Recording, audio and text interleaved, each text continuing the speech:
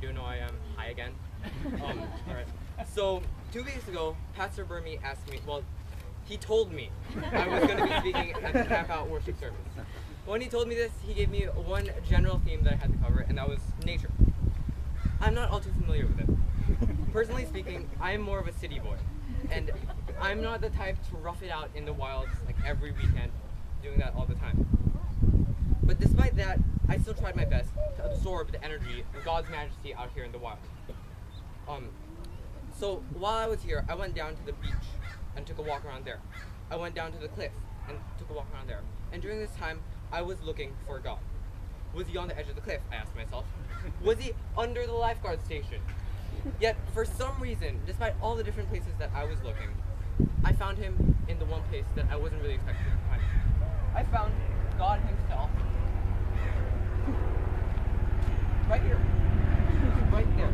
And I'm not saying that the entire manifestation of God's awesome power is in this human foot. I'm not saying that Jesus' second coming is through that championship. What I am saying, though, is that Jesus wasn't out there where I was leaving my comfort zone trying to find him. He was right here next to me the entire time. I want to point out that even though I found him in something like this, something that's man-made and pretty comfortable, he can still be, it is pretty comfortable, he can also be found in nature. Nature itself is screaming to us with God's glory right now. In my pocket here, I have a rock. It's a smaller rock, yet it shows God's grace and power. In this rock, we can see God's mighty power and his resilience. Okay, and then in this pine cone that I picked off the ground as well, we can see God's glory in new beginnings and life. So, that's where I found them, it's fine. But, of course, we miss all we miss all of this stuff in our daily lives because God is hiding behind the computer. We miss all of it because we're distracted by our duties and our obligations. Because we're distracted by the news and bills and TV and the internet. We forget all that he has sacrificed and all that he did to make our lives wonderful. To make our lives interesting and fun and exciting. That's not saying we're all terrible Christians for not thanking God every minute of every day. It's merely saying that we're human, that we have a capacity for mistakes.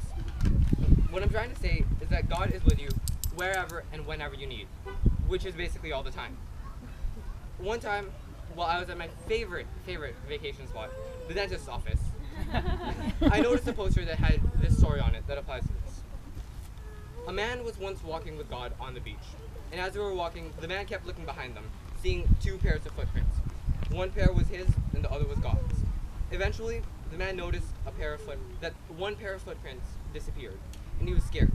He thought that God had left him, and he was angry.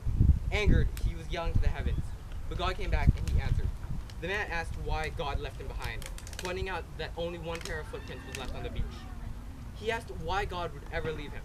God merely smiled and told the man that the reason 1 pair of footprints disappeared wasn't because he had left. It was because that was when God picked up the man and carried him when he needed him most. This is a reminder that God is always with us, in nature, in the city, and any place in between. I'm sure you've all been told this similar message before, but I'm also sure that we've all forgotten it as well. You see, we're only human. But remember, if you're ever searching for God, he's never that far away. Thank you.